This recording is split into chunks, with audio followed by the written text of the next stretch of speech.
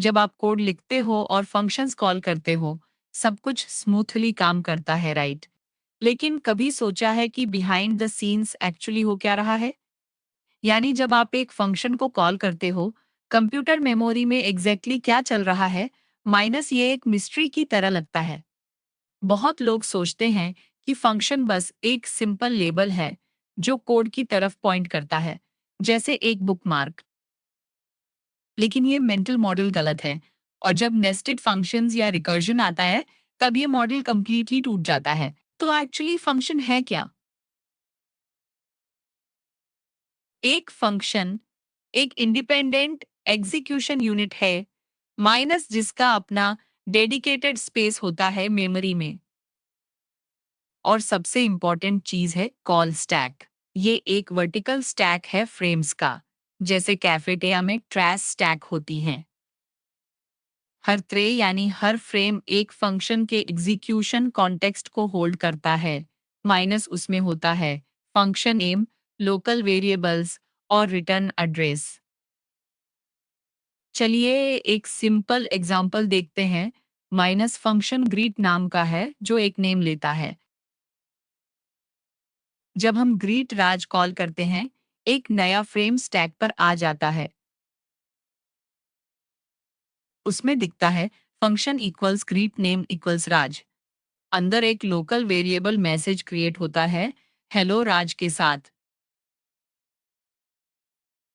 जब रिटर्न होता है, ये वैल्यू फ्रेम से बाहर आती है और पूरा फ्रेम स्टैक से पॉप हो जाता है।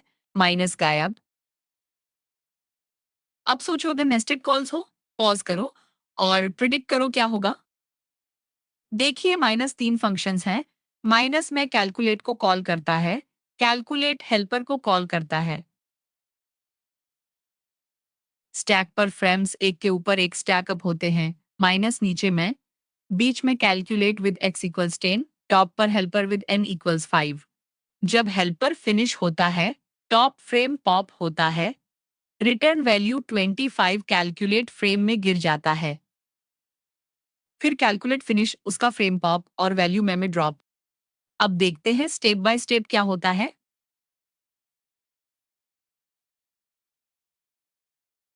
स्टेप वन माइनस जैब फंक्शन कॉल एनकाउंटर होता है।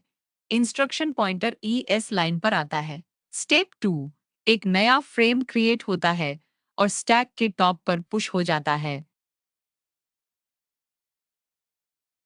स्टेप थ्री, जो आर्ग्यूमेंट्स पास किए थे वो फ्रेम के पैरामीटर स्लॉट्स में कॉपी हो जाते हैं।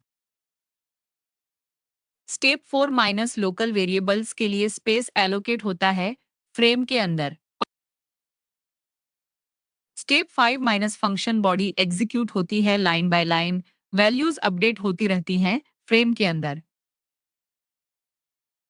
स्टेप सिक्स माइनस जब रिटर्न स्टेटमेंट आता है। रिटर्न वैल्यू फ्रेम से बाहर ऊपर उठती है। Step seven minus frame pop हो जाता है, यानी डिस्ट्रॉय, और रिटर्न वैल्यू वही लैंड करती है जहां फंक्शन कॉल हुआ था। अब एक रियल सिनारियो लेते हैं। Minus recursive function factorial of 3। Pause करो और प्रेडिक्ट करो कितने फ्रेम्स स्टैक अप होंगे। देखिए रिवील, फैक्टोरियल 3 कॉल्स फैक्टोरियल 2, वो कॉल्स फैक्टोरियल 1, वो बिस केस तक। 4 फ्रेम्स स्टैक होते हैं। फिर रैपिड पॉप पॉप पॉप जैसे हर एक रिटर्न करता है। एक कॉमन पिटफॉल है इन्फिनिट रिकर्शन। अगर बेस केस नहीं है, स्टैक बढ़ता जाता है और फिर stack overflow, literally frames screen से ओवरफ्लो हो जाते हैं। और एक इम्पॉर्टेंट बात स्कोप की, माइनस दो अलग फंक्शन फ्रेम्स में अगर दोनों में वेरिएबल x है डिफरेंट वैल्यूज के साथ, वो इंटरफेयर नहीं करते। माइनस हर फ्रेम आइसोलेटेड है। तो याद रखिए, माइनस हर फंक्शन कॉल का मतलब है एक नया फ्रेम, हर रिटर्न का मतलब फ्रेम डिस्ट्रॉयड।